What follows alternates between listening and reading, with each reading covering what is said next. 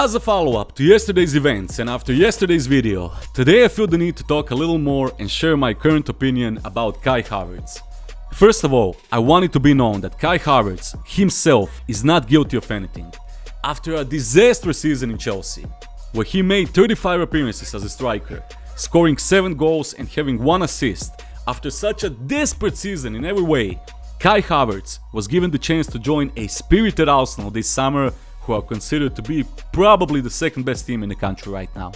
So I don't blame Havertz for anything. From his perspective, this was probably the best transfer opportunity he could have imagined. So I repeat once again, Havertz is the least guilty here. The man simply saw an opportunity to move to a currently much better club and took advantage of it. But who should be blamed for this transfer is Edu Gaspar or whoever proposed the deal and approved it. £65 million for Kai Havertz. Look, I get it that the market is currently wilding and that player prices have skyrocketed, but paying £65 million for Kai Havertz was never a good deal. Here are some of the players which cost less than Kai Havertz, and I guarantee you, every single one of them would make more sense if we spend that money on them, rather than Kai Havertz.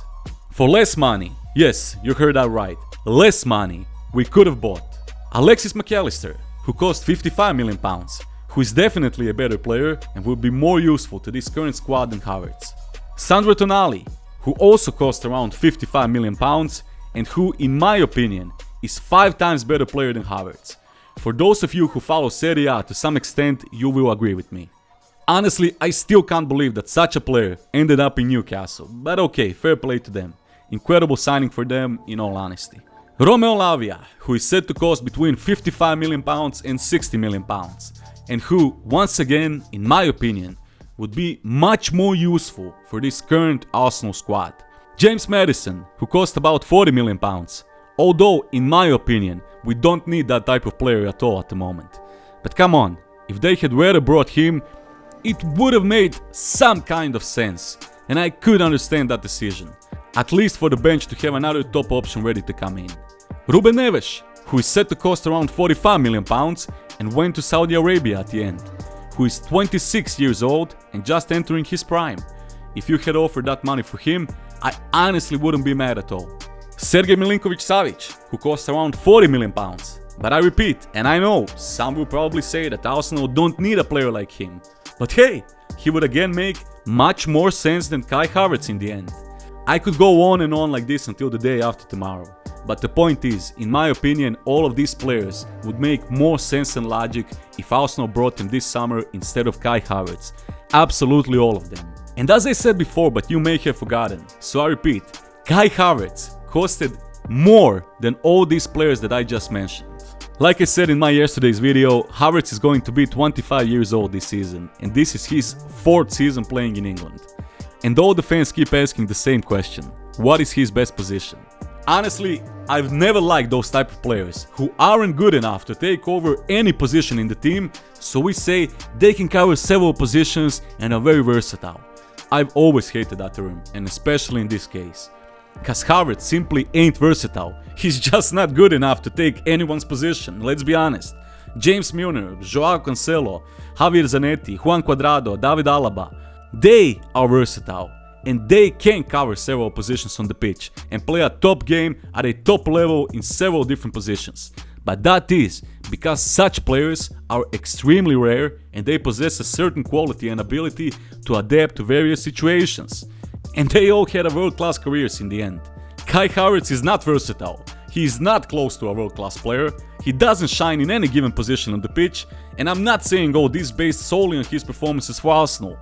I've watched Havertz since Chelsea's kid throughout the years, and even back then, I was always shocked to see how average he was.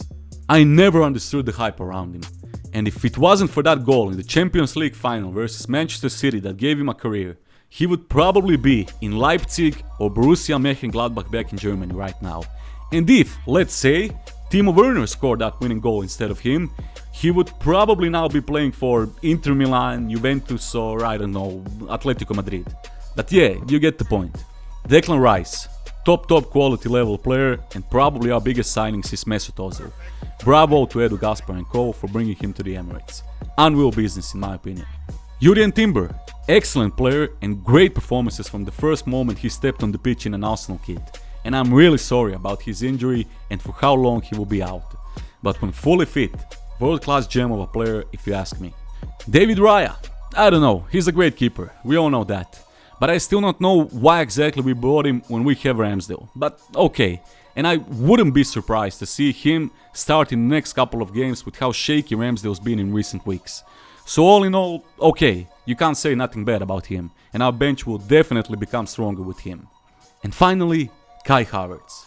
I don't know, you tell me, what was Edu Gaspar thinking? What was Mikel Arteta thinking? What exactly was the plan with him? Whose idea it even was to bring him this summer? We still have so many unanswered questions about that transfer, and simply I would like someone who knows to tell me the specific vision and idea behind bringing him in, and what his role would be in today's Arsenal. And oh, I almost forgot. Oh, this is the best part. Havertz's reported salary is £330,000 per week. Kai Havertz is the top earner at Arsenal currently, with a whopping £17 million per year. 5 years, £330,000 per week, or better said, £17 million a year contract for Kai Havertz. Kai fucking Havertz. And according to reports, he is now the 6th best paid player in the Premier League, with only Rafael Varane, Casemiro, Mohamed Salah, Kevin De Bruyne and Erling Haaland in front of him. Absolutely shocking. 6th biggest salary in the league for, in best case scenario, a bench warmer in the league or a starter in Carabao Cup against Leyton Orient or against Victoria Pilsen in the Champions League.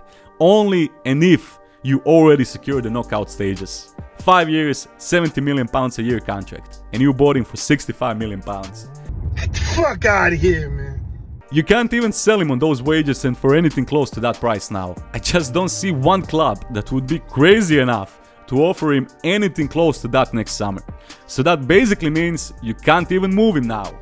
This is Mesut Ozil's situation all over again, but Ozil actually had some world-class years with Arsenal, and I don't even want to offend him by putting him in the same sentence with Havertz. It's just too disrespectful. So what does this mean? Well, it means that you can't sell him and you gave him the biggest salary in the club. And that is the sole reason why Arteta is changing his whole system and he's desperately trying to push Havertz in the starting 11. Because if he admits that they spent so much money for a player that they, in reality, don't even need, it would be chaos. And that's probably the only reason why he's still playing in every single game. It has to be, I'm positive. If not that, then what? If some of you know the answer, please, I would like to hear it. Write down in the comments. Bench him now. I don't want to see Kai Havertz near the starting 11 against Manchester United.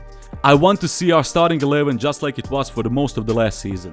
Only difference being Declan Rice in Granit Xhaka's spot. We need Gabriel back in our defense to partner up with Saliba, we need Thomas Partey in midfield, and we need Kai Havertz on the bench. And that is all. Thank you all for watching. If you enjoyed this video, don't forget to leave a like, subscribe to the channel and turn on the bell so you don't miss out on any of the upcoming videos. Gunners, thank you for watching and see you on the next one.